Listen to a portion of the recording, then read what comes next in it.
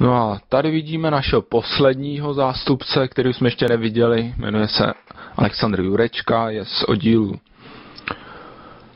Judo klub Havířov, což je jediný snad reprezentant tohoto oddílu na nějaké slušné úrovni, ale slušné úrovni i té evropské úrovni. Že Saša Jurečka je judista, který podle mého názoru má na to, aby vyhrál medaili na tomto turnaji. Podle všeho, protože má za sebou zápasy s výbornými judisty a které dokázal porazit. Nebudu to tady jmenovat, možná je zmíním v dalších kolech, až jestli teda postoupí do finálových bojů. Jeho soupeřem je Koreák, který ho vůbec neznám, nikdy jsem ho neviděl bojovat, ale moldavský judo je takový hodně v tom postoji, techniky boku převážně oblibujou a jestli Koreák bude podobný typ judisty, nevím. Každopádně se nechám mile překvapit. Tady je. To je Moldavec Koreák, nebo Coreac se to píše, ale asi se to vyslovuje Koreák. Tak budeme přát Sašovi Jurečkovi štěstí. Myslím, že los má, když jsem viděl jeho los, tak jsem si řekl, kdyby stole se by nepostoupil do čtvrtfinále, kde se utká pravděpodobně s Nizozemcem Endem, což je judista na jeho úrovni, tak asi by to byla ještě větší ostuda, než, i když ostuda je takový špatný slovo, ale spíš jako zklamání. No, hezky na zemi, hezky.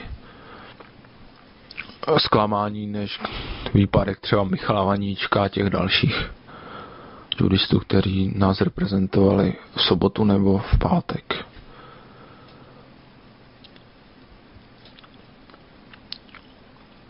Tady vidíte ten uchyb ze strany toho, který vysloveně se připravuje na bok, ale snad se nedá.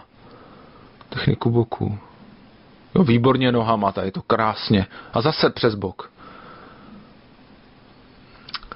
No, jsem to asi dobře, no. Že Moldavec oblibuje techniky boku. U nich třeba, jak je jejich asi největší hvězda, judistická Toma, tak to je bokař, no, ten miluje techniky boku a asi mají trenéry, kteří ten styl nějakým způsobem dokážou naučit ty kluky. Třeba ty Ogoshi, Ukigoshi a ty dál, je jich fakt několik těch stylů. Tady Tajotoshi, pěkně, a Koreák se nedal, což je velká škoda. Zápas běží něco přes minutu a sledujeme zatím vyrovnaný boj, kdy Moldavec si tam nedá líbit. Tady to bylo Sotogari pokus.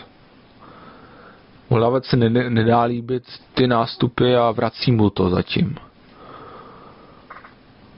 Což snad neudělá se Jurečka chybu a nenechá se nějakým způsobem hodit v kontrachvatem.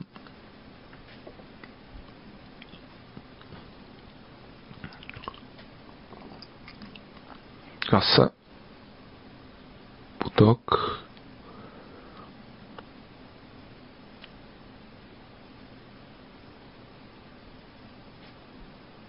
Pěkně rukama, nádherný seonegi. No, takhle se bojuje judo. Paráda, super. Že Saša Jurečka postupuje do druhého kola, kde se utká. No, uvidíme s kým, tam jsou dva, asi s Azerbajdžáncem Gali Ramanovem. Že nevím, Tomasova vůbec netuším, lotyšský judo je dobrý. Lotyšský judo je hodně dobrý, Borodávko třeba. Mají dobrý trenéry, tak snad nevím, to bude asi vyrovnaný boj mezi těma dvěma.